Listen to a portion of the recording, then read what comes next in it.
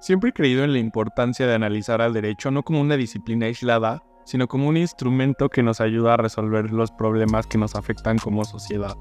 Creo que es importante ver al derecho y cómo trabaja con otras disciplinas para poder solucionar problemas que vivimos en la actualidad. Y creo que un ejemplo claro de esto es el libro que escribió el ministro en retiro, José Ramón Cosío Díaz, Que nunca se sepa. En este libro, el ministro en retiro, José Ramón Cosío Díaz, nos habla sobre un caso que muchas veces, o la gran mayoría de las personas, no conoce. De hecho, yo cuando inicié a leerlo no tenía ni idea de que el presidente Díaz Ordaz había tenido un intento de asesinato. El ministro Cosío no solamente habla de este caso desde una perspectiva aislada del derecho, sino que va muchísimo más allá y lo ve desde una perspectiva histórica y además compara cómo eran las prácticas, las leyes e incluso la jurisprudencia en otros países y en otros momentos históricos.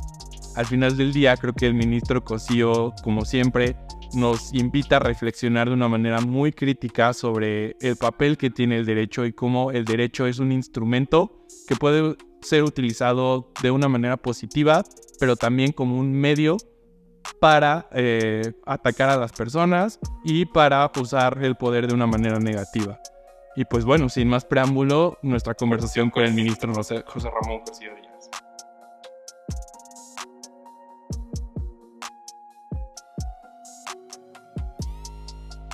Ministro, me gustaría empezar preguntándole sobre cómo inició la idea de escribir un libro de un caso que casi no se conoce. Hay material, pero es muy general. ¿Cómo inició la idea de escribir este libro? Mira, terminé el libro Biografía Judicial del 68. Son expedientes que por estar en la llamada Guerra Sucia son públicos. Yo los conseguí, son 60 tomos. Entonces, aquel libro que también publicó la editorial Debate tenía algunas pistas, tenía algunas consecuencias que, en fin, yo quería seguir investigando sobre eso. Claro. Porque cuando hacemos o hacen otras personas historia en derecho, suelen hacer una historia muy antigua. No están en mucho todavía en el 19, y estoy hablando de ellos, están cerca. Pues a mí me parecía esta recuperación, me quedé con esa inquietud de qué casos podrían seguir. Y una persona me contó de la existencia de este caso. Entonces fui al Archivo General de la Nación, ahí había un pequeño expediente de unas 30 cuartillas. Luego conocí a Gustavo Castillo, que había escrito algunos artículos, 4 artículos en Jornal, tuvieron su importancia, pero no tanta. Luego Alejandro Solar hizo un documental, pero lo hizo sobre todo con la vida de Castañeda de la Fuente, pero en los años en que había salido ya del Hospital Psiquiátrico Ramírez Moreno. Y luego, buscando, así esta es una de las ventajas hoy de Internet, ¿no? Pues ahí ahora me encontré el artículo de Robert Samarripa, leí el fragmento que tiene muy descrito el general Fabricio Mejía Madrid en su novela Tiros en la Oscuridad. Luego, de la FEMOS, de la Fiscalía para el Movimiento del Pasado, hay media cuartilla que habla de este caso, y creo que fue todo lo que encontré como material. Entonces fue empezando a ver qué podría yo reunir. Debo confesar que le pregunté a varios amigos, algunos historiadores, políticos, etcétera, abogados, que si sabían del caso, y fíjate que no lo sabía. Esto fue muy interesante para mí. Me dijo, no, eso nunca pasó. Entonces empecé yo a ir haciendo esta recopilación del documento, y lo que sí me pareció interesantísimo es encontrar que, como dice el título, o se refiere al título, que no se sabía nada de este caso, o muy poca gente sabía de este caso. Esto me pareció increíblemente interesante por varios motivos que seguramente me vas a preguntar y vamos a comentar. Sí, claro, en el prólogo se habla mucho de la importancia de la historia, de ver cómo el derecho y la historia se juntan para poder contar un caso y cómo podría platicarnos un poco de la importancia que tiene la historia para poder comprender fenómenos sociales, que al final del día es lo que el derecho regula, ¿no? Fenómenos sociales. Y creo que todavía hay muchas personas que no creen en la importancia de esto. ¿Por qué es importante verlo de esta perspectiva? Mira, yo te cuento algo. Yo cuando estaba a mitad de la carrera tuve la idea de la carrera de Derecho, de Salaca, paquete. Yo estaba muy contento, pues yo quiero aprender otras cosas, es una historia para mí muy linda. Y dije, voy a estudiar filosofía, voy a estudiar historia, y encontré a un muy, muy importante intelectual mexicano, poeta, traductor, que era Rubén Bonifaz Núñez. Lo encontré una noche, le dije, oiga, don Rubén, fíjese que quiero dejar, y ni me conocía, ni yo ahí lo demás había leído su libro de poemas, su libro de poesía, y él me dijo, no, deje la carrera, en medio me regañó, bueno, me quedé. Pero siempre me gustó mucho leer de historia en general y de historia del derecho, porque aquí es una afición, por ejemplo, que con el maestro Fixamove, sabía mucha historia del derecho, teníamos en conversaciones en este. Entonces, esto siempre me quedó esta idea y aproveché el tiempo y leí autores, la verdad, importantes. Entonces, esta comprensión del derecho desde la historia o de la historia, también se puede hacer el camino inverso del derecho, es interesantísimo, porque sí te da algunas referencias, algunas claves, algunas sutilezas. Yo no creo que esta frase que dicen algunos historiadores, la repiten desde Cicerón, que la historia es maestra de vida, no creo que sea ese el caso. Tampoco esta frase santayana de que el que no conoce la historia está forzado a repetir. Creo que sí, estos son como modelos generales de una historia o de una historiografía de otro tipo. Pero sí creo que cuando uno estudia historia, sí puede prever ciertas sutilezas, entender ciertos comportamientos, hacer algunas predicciones con la textura de esta metáfora del derecho. Y esto me parece que fue para mí muy importante. Y en este libro creo que no sé si es el primero o es de los pocos, eso sí estoy seguro que es de los pocos casos donde hay un uso psiquiátrico en el derecho por la política. No, porque es un caso no solo de horrores jurídicos, pero también es un caso de horrores psiquiátricos, ¿no? Hay una parte de la profesión médica psiquiátrica, de todo eso de la psiquiatría. De entonces participó en situaciones muy, muy duras, muy lamentables. Médicos privados, médicos forenses, médicos públicos, instituciones de salud que se prestaron a todo a esta desaparición civil que cometieron respecto a Carlos Castaña de la Fuente. Entonces, esas sutilezas son interesantes. Yo había escrito algunos otros libros, un libro que trata los primeros 10 años del Porfiriato, la biografía de Carrillo Flores, de Don Antonio, otras cosas y que me han gustado esto, como comenta Pablo Mijangos, un queridísimo amigo, exalumno y además una persona talentosísima. Estos elementos sí me fueron dando como una textura de lo que sucedía. Y fíjate que algo que para mí es interesante, nunca lo he comentado mucho, cuando yo tuve la oportunidad de ser jefe de asesores del ministro Schmidt, cuando él fue presidente de la Suprema Corte, había ahí en el equipo que estaba ya constituido una persona que él hizo Manuel Torres Buey, él fue subsecretario de Acuerdos, una persona guanajuatense con una amplísima cultura, y con él todos los viernes hablábamos una hora más o menos, tomábamos café y hablábamos de historia y de anécdotas de la Suprema Corte, ¿no? Entonces hablábamos de ministros hoy no muy conocidos para muchas personas, pero que fueron muy relevantes, como don Mariano Azuela Rivera, el papá de Mariano Azuela Buitrón, fue mi compañero, yo fui compañero de él. Hablábamos de otros ministros, el ministro Rojina, o el ministro Tena, el ministro Fraga, y todos ellos con los que estaba vinculada la Suprema Corte, por qué esta reforma se dio, por qué esta reforma no se dio, cómo eran los litigantes de entonces. Y otra persona con la que conversé mucho de esto era con el maestro Fix, cómo se hacían los memorandos antes, porque había 2 secretarios del Pleno, el propio maestro Fix y Ochoa Cabrera, así, una serie de particularidades de la Suprema Corte que a mí sí me dieron como este tono, esta sensibilidad para comprender luego muchos de los. Entonces sí, ha sido para mí un elemento, pues no solo interesante, sino también que me ha permitido moverme en una práctica del derecho. Claro, y justo algo que me parece muy interesante y que aborda a lo largo del libro es analizar, y lo dice, los archivos judiciales. ¿Por qué es importante ver los archivos judiciales? Y cómo es que a partir de ellos encontró huellas de todo lo que no se supone que no querían que se supiera. Exacto. Mira, esto que preguntas es importantísimo, porque a veces la historia del derecho se hace una historia, con toda franqueza, muy mala. Se describe cuando entró en vigor una ley, un código, cuánto tiempo estuvo en vigor, cómo se derogó, se narran, así se describen los artículos. Bueno, pues eso puede ser interesante como en un primer piso, en una base muy inicial. Pero después, pues esto hay que dar explicaciones de estos fenómenos. Y esas explicaciones sí no se pueden extraer, si no se va a los archivos, se revisan las sentencias, se hace alguna cuantificación o descripción de actores, demandados, causas, tiempos. De otra forma, es muy difícil, se queda con una imagen de esta que desafortunadamente se sigue haciendo por parte de muchas personas que se dedican a la historia del derecho o que suponen que son historiadores del derecho y que con toda razón los estudiantes o inclusive nosotros mismos de la profesión consideramos aburridísima, ¿no?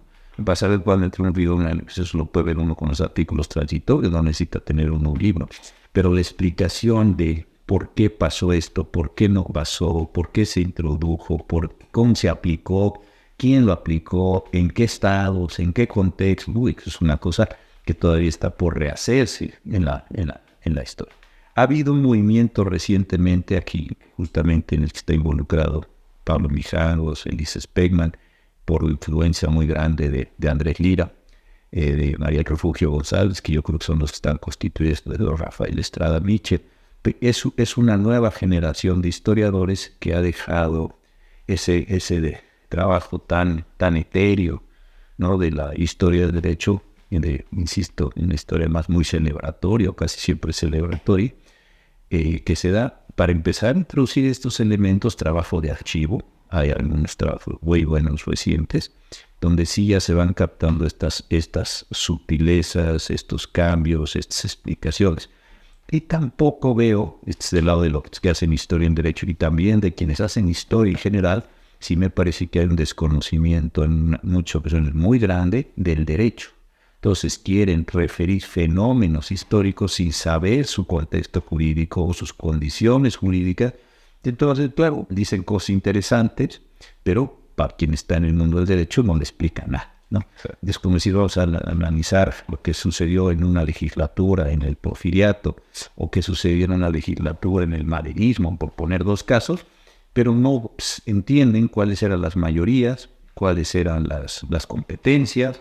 Bueno, entonces es una descripción de personajes, de intervenciones, pero no hay una modelación histórica del fenómeno jurídico, una modelación jurídica del fenómeno histórico que dé una explicación que vaya un poco más allá de estos mismos elementos. Yo creo que ahí hay una falla entre ambos campos y creo que lo que debemos tratar de hacer es hacer que los historiadores entiendan y se preocupen de los fenómenos, o al menos de los aspectos jurídicos que son relevantes para su investigación.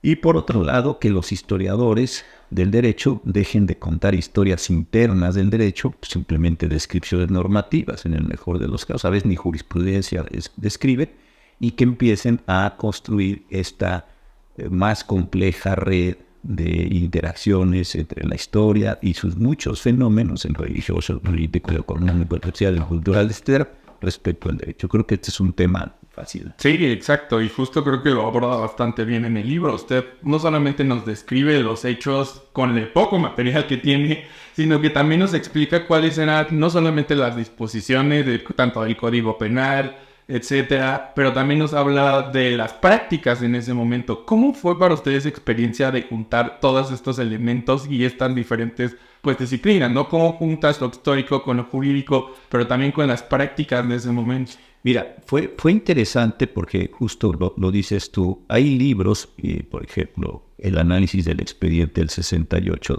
el libro que se llamó Biografía Juicio del 68, que pues, estaba todo el expediente.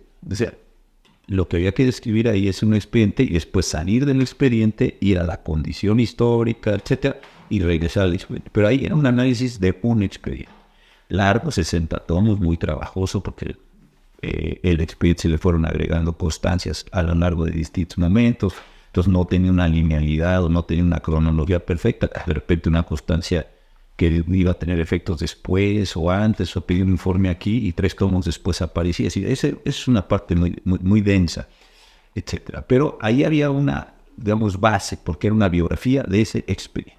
Entonces, aquí al revés, aquí lo que no tenía yo era información. Porque, por ejemplo, no se perdieron, yo los busqué por acceso a la información, por transparencia, pues, a los informes médicos, no está. Del expediente se perdió todo el expediente, o alguien se lo robó, o lo que haya pasado. Entonces, los únicos datos médicos son algunos informes finales, algunas consideraciones que Norma Ibáñez, la abogada que es tan activa en este asunto, que lee el libro lo verá, o algunos informes que se rendían, solamente 3 o 4, que se rindieron al juzgado pupilar para efecto de saber qué estaba sucediendo con el señor Castañeda en el sanatorio Ramírez Bueno, una vez que lo declararon incapaz. Muy bien. Entonces sí había una parte importante. Y otra parte que a mí me pareció muy seria es la siguiente. Al señor Castañeda lo declararon incapaz porque decían que era paranoico, esquizofrénico, como si fuera una caricatura, y además porque tenía un retraso mental. Entonces, sobre este punto, yo me hice una pregunta. ¿Cómo en los años 70, no hoy, en los años 70 se definía retraso mental, que era el concepto de todos? Claro. Entonces, claro que esto es un tema serio. No es un tema donde alguien se debate y piense, bueno, yo pienso que fulano o fulana en esta condición. No. Es un asunto serio, es un asunto técnico. Entonces, para poder decir que alguien es en el término de entonces, hoy ya no se usa ese término, pero en el término de entonces retrasado mental, ¿qué cosas se tiene que hacer para definirlo? Ahí me puse a revisar el tema, lo viste en el libro, cómo fueron los test que nacieron en Francia, cómo el test se ajustó por unos profesores de la Universidad de Stanford, cómo había para 1970 un sistema, bueno o malo, no lo sé, bueno o malo, definido de qué se tenía que hacer. Y estos términos que usamos despectivamente, desde luego, que han desaparecido del Código Civil, eran relevantes. Estúpido, imbécil o idiota no eran insultos, sino eran categorías en relación con el IQ que tenía el coeficiente intelectual de cada una de las personas. Entonces eran grupos de una persona que era excepcionalmente inteligente, de acuerdo con esas pruebas, en un IQ superior a X, y el que era de acuerdo con eso. Con esas pruebas no se le plantearon a Castañeda. Entonces, Castañeda retrasó mental para efectos del juicio. Muy bien. ¿Y con base en qué se hizo? Pues no lo supo. Entonces hubo que reconstruir estos elementos psiquiátricos o médicos para traerlos al expediente y encontrar lo que no se hizo en el expediente. Porque si hubiera sido un asunto serio, hubiera dicho, señor Castañeda, siéntese, aquí están las pruebas, desarrolle las pruebas, las vamos a medir conforme a los estándares de entonces, buenos o malos, ni siquiera llegó a hacer la discusión, y voy a ver si usted puede responder estos temas o hacer estas asociaciones, etcétera. Usted está en un nivel tal y puede hacer esto. ¿Y para qué podía funcionar? Bueno, nada de eso se dio. Ya para el 1970, desde luego, ya había salido el libro que se llama el DSM, que es la clasificación que utiliza la Asociación Psiquiátrica de los Estados Unidos para definir condiciones mentales, la diferencia entre paranoia y esquizofrenia, si era remisible o no la enfermedad, etc. Nada de eso se hizo. Entonces, esa persona no puede desde ahí hacer una inferencia, y la inferencia es, si no le practicaron pruebas y si lo declararon esquizofrénico, paranoico y con un retraso mental y como consecuencia lo declararon incapaz, entonces aquí tiene que haber una condición política, no una condición ni psiquiátrica ni jurídica. Entonces queda uno con ese indicio. Segundo elemento, que tú lo pones ahí, o que tú lo viste ahí, que es, ¿en cuántos días declararon la incapacidad? En 4 días. Y eso que había un fin de semana. No, yo creo que hasta menos lo sé. Entonces, segundo tema, ¿era razonable, era rápido, era adecuado? ¿Esto sí o no? Yo no lo puedo simplemente pronunciar así. ¿Qué es lo que hice en el libro? Fue conseguir otro caso muy conocido de una señora Roa, viuda de Pereira, que tuvo un caso en donde la quisieron también declarar incapaz. Mientras el caso del señor Castañeda duró 4 días, el caso de la señora Pereira duró muchos años.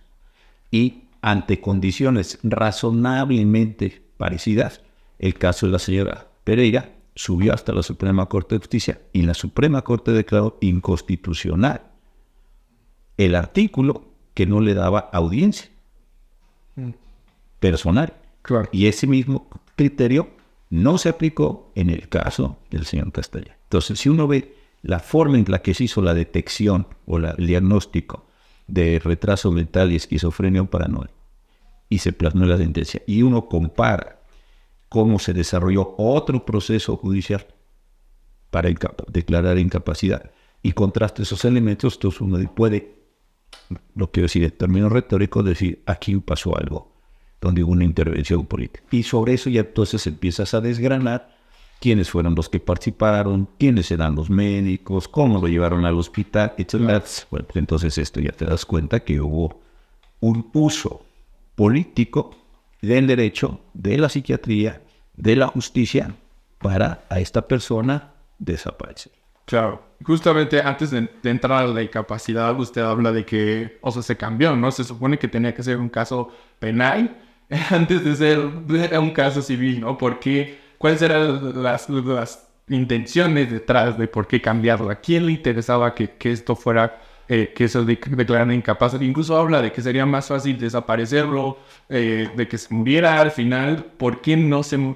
Ese tipo de cosas, ¿por qué son importantes analizarlas? Y por qué, en este caso, que nos habla de las prácticas de ese momento. Exactamente. Mira, el señor Castañeda se levanta el 5 de febrero de 1970.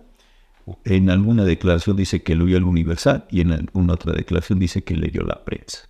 Se levanta, deposita una carta en un buzón que estaba cerca de su casa y en la colonia San Rafael.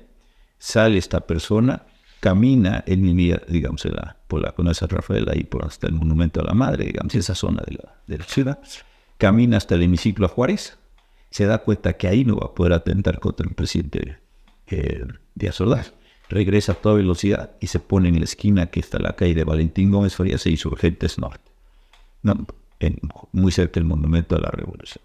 Espera, y cuando ve venir un automóvil, que la gente grita, presidente, presidente, él supone que es el auto, dispara y agujera con la bala de una pistola Luger la parte inferior de la puerta trasera del coche del general García Bernal. Y se encasquilla la pistola, lo detienen, ahí también hay varias versiones, y rápidamente lo llevan a la Dirección Federal de Seguridad. Lo golpean, etcétera. Él narra, se confiesa que fui yo el que disparó, y da sus motivaciones, lo encierran ahí, lo tienen varios días. Van por los hermanos, los tienen ahí torturados, van a su casa en la colonia San Rafael, la destruyen tratando de encontrar una correlación, y por la forma de los interrogatorios, tanto la Dirección Federal de Seguridad como las demás corporaciones que participaron supusieron que había un complot. Yo me supongo que les vino una reminiscencia parecida porque él se declara católico, le explica una novela Héctor, que es una novela cristera, etc. Entonces yo supongo que una de las primeras hipótesis fue decir, esto se parece mucho a lo que pasó con el padre Pro y la madre Conchita, ¿no? Que hicieron en el imaginario toda la conspiración para matar al presidente Obregón. Entonces yo creo que esta fue su primera aproximación. Cuando él me dice eso, yo fui solo, entonces yo creo que se empieza a complicar. Entonces de ahí lo llevan al campo militar número 1.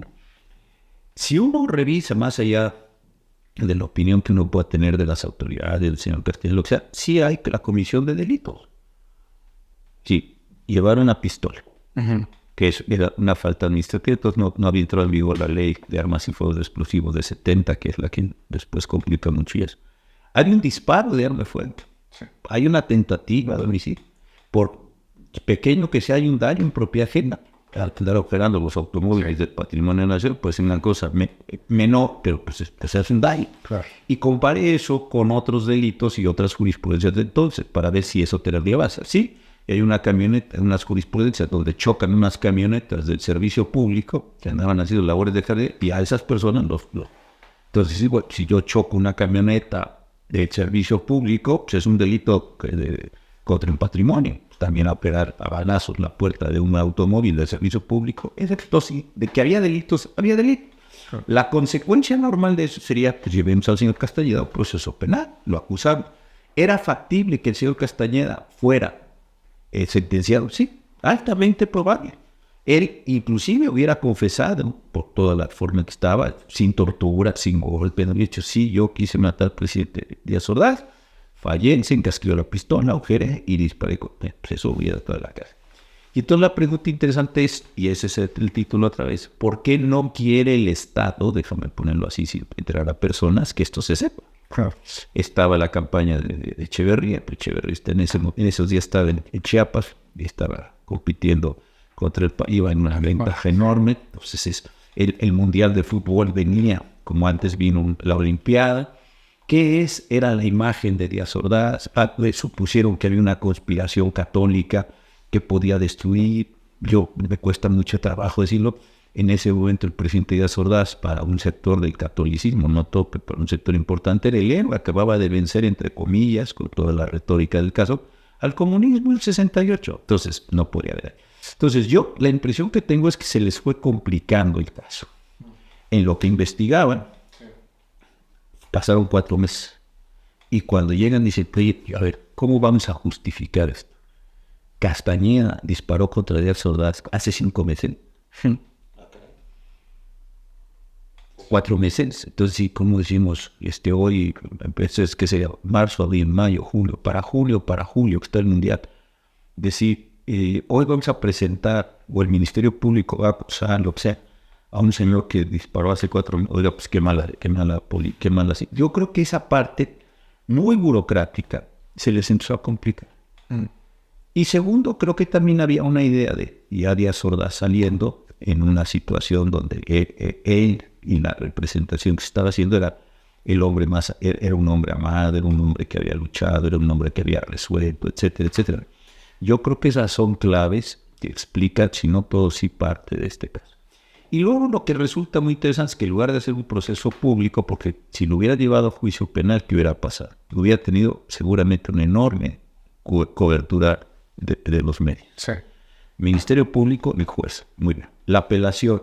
Y luego hay que recordar, este tipo de asuntos es altamente probable que hubiera llegado a la primera sala y la Suprema Corte entonces, y la audiencia hubiera sido pública. Entonces mucha gente pudo haber asistido ahí a la audiencia, o a oír, como hoy se puede oír, a ver qué decían los entonces integrantes de la primera sala. Y lo hubieran condenado. Y eso hubiera sido un asunto público. Oiga, ¿usted por qué quiso matar a Díaz Ordaz? Porque Díaz Ordaz es el responsable de los crímenes del 68. ¿Y usted por qué quiso matarlo? Porque yo, en mi pensamiento católico, deformado, adecuado, como haya sido, yo pensaba. Entonces yo creo que esto hubiera sido una bomba para el régimen, para el proceso de cicatrización que se estaba llevando, para la imagen del presidente, para la imagen del régimen político. Entonces, todo esto. Y entonces viene un asunto que yo lo traté de destacar. En lugar de hacer un proceso público, lo privatizas. Y lo privatizas de una forma muy perversa, pero con cuidado técnico, hagamos que los hermanos de Castañeda, Pedro y Carmen, lo acusen de que está mal de sus facultades mentales, queda en una especie de pleito familiar o conflicto familiar. Un juez lo declara y cuando pide, ¿qué pasó con Castañeda? No, pues sus hermanos vinieron aquí, solicitaron que lo declaráramos incapaz y se cuenta. Eso podría haber tenido todavía sentido, pero hay una explicación, otra vez que tú dices, que es muy grave. Cuando al señor Castañeda lo declaran incapaz, lo meten a una celda, y ahí en el libro están las fotos, relativamente pequeña, ahí está el resto de lo que queda, y es en una celda que se construyó especialmente para él. En el hospital Ramírez Moreno había 5 pabellones.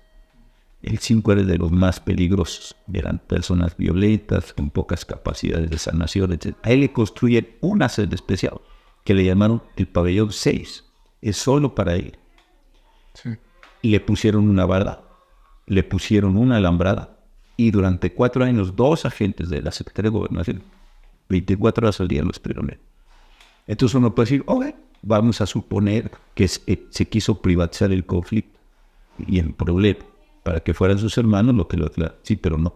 ¿Por qué? Porque todavía después el Estado se quedó con el control de ese espacio, así está un poco Foucaultiano, de ese espacio político para que no pudiera salir esta persona. Ya después lo sacaron, pero como ya practicaron muchos tratamientos, lo dejaron en una condición muy lastimada. Entonces, ahí todavía te demuestra esta condición. Eso es una precaución de que no se sepa accionar. Hay una condición de saña, hay una condición de venganza. Los elementos con los que tengo, no puedo yo hacer una afirmación de esa naturaleza o dar una respuesta a esa pregunta. Pero lo que sí me queda muy claro es que esto fue gravísimo. ¿Qué nos puede decir eso de cómo debería estudiarse y analizarse el derecho, no solo en la academia, sino también en la impartición de justicia, en las cortes, en el Poder Judicial en general? Mira, en el libro lo que yo trataba de hacer es, yo podría haber dicho, voy a poner un ejemplo, no fue así, pero sí, bueno, era normal, en 4 días a las personas se les declaraba incapaz, y alguien me hubiera dicho, oiga, ¿y contra qué lo contrastó usted?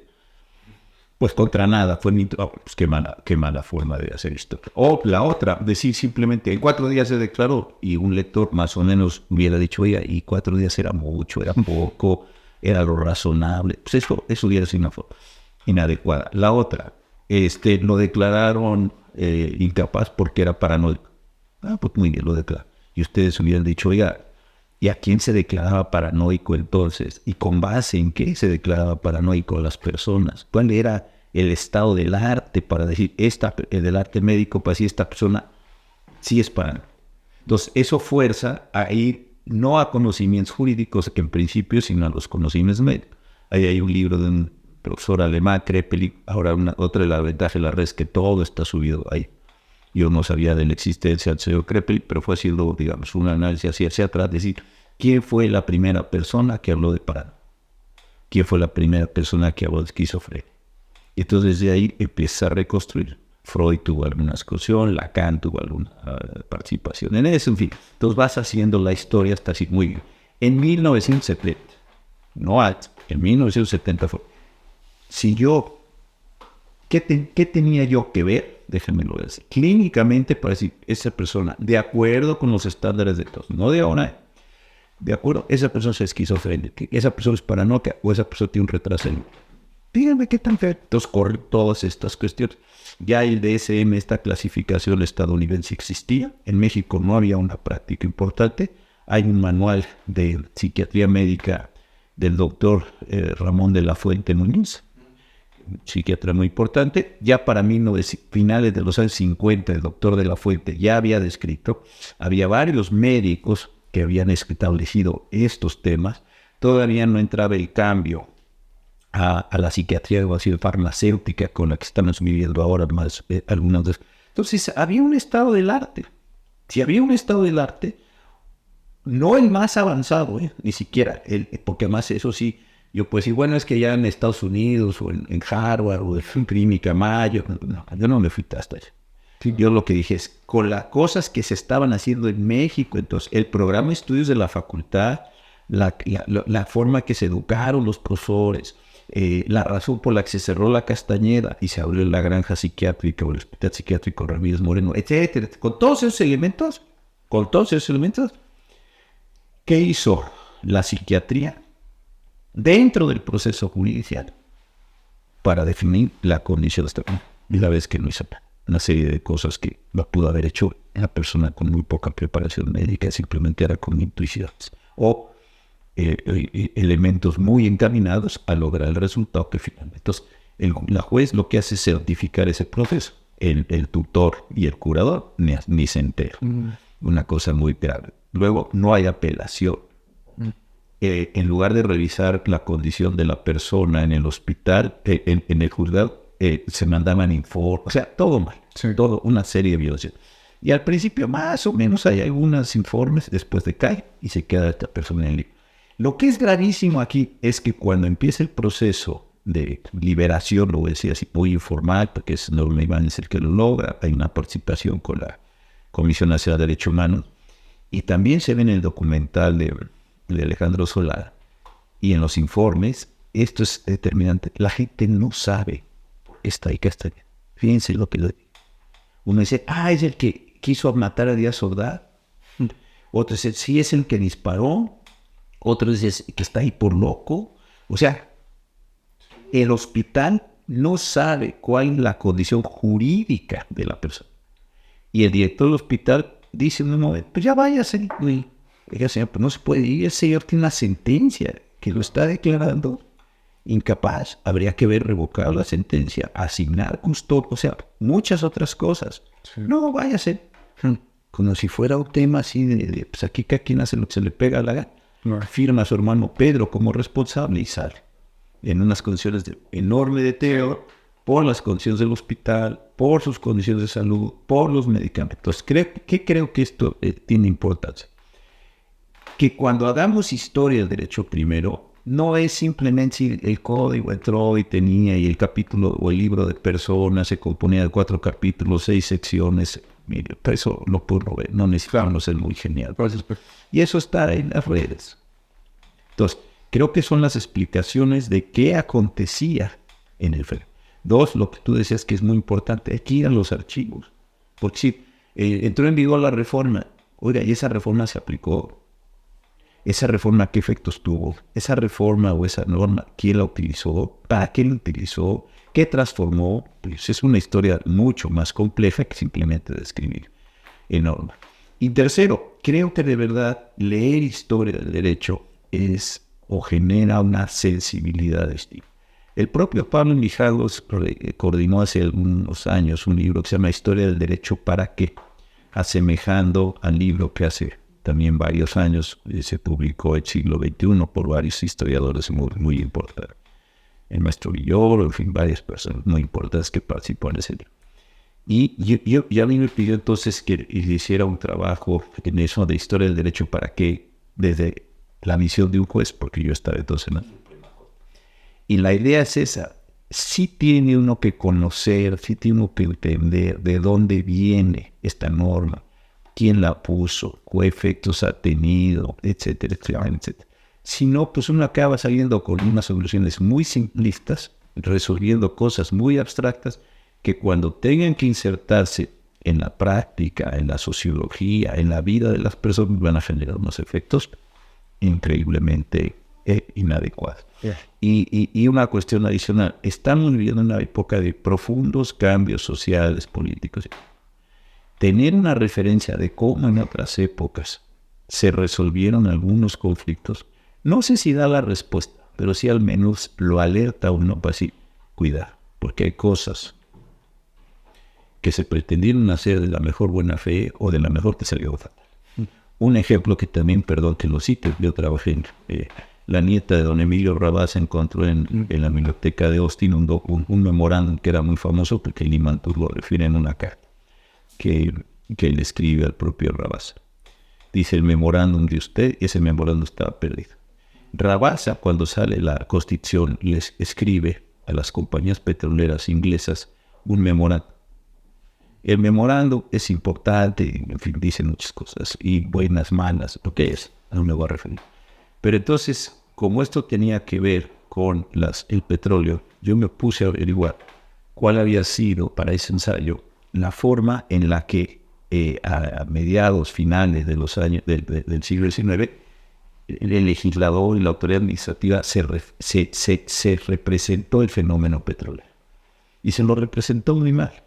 Porque como era un problema, yo creo que en su imaginación, esto no encontré una cita expresa, pero mi impresión es que como encontraron un fenómeno que estaba en el subsuelo, pues lo asimilaron a minería. Uh-huh. Y después ya no tenían modo de regularlo únicamente. Uh-huh. La única solución fue regularlo por impuestos. Y por eso me parece que es parte de los desastres que se hicieron, que tuvo que terminar con la nacionalización del general Cárdenas. Entonces, mi impresión es que no entendieron lo que estaban haciendo.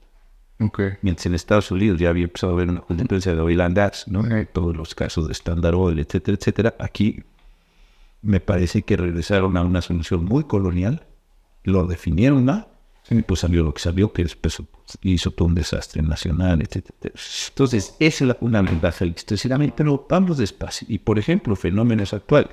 Hoy tenemos temas con ADN y transformaciones, por poner un solo caso bien delicado, tenemos problemas de salud mental o tenemos temas que tienen que ver con la regulación de la salud.